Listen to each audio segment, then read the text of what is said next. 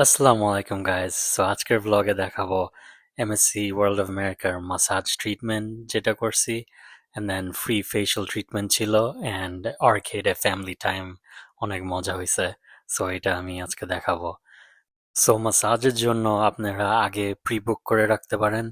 So মাসাজের cost হবে হচ্ছে $100 to $200 depending on what you want. যেটা সবচেয়ে বেসিক মাসাজ যেগুলো আমরা করছি, $100 পার পারসন, আর 50 মিনিটস দিবে এই মাসাজ আপনাকে।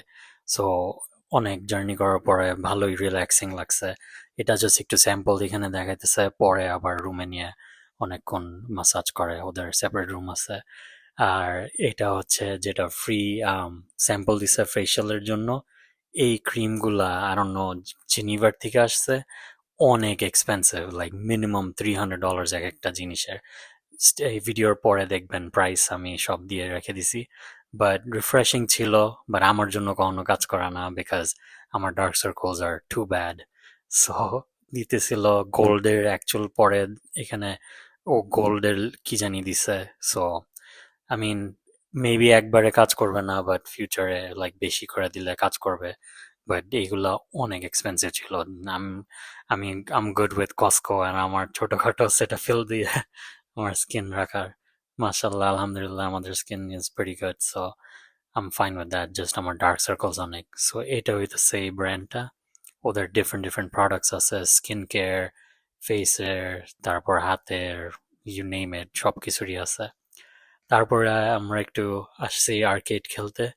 এখানে আমার আম্মুকে একটু বাস্কেটবল খেলা শিখাই দিছি। এটা আমার আম্মুর ফার্স্ট টাইম বাস্কেটবল খেলতেছে, অ্যান্ড অনেক ভালো করছে, like 15 shots in a row করছে। সো আমার আমার রক্ত আছে না, সো একটু তো ভালোই হবে।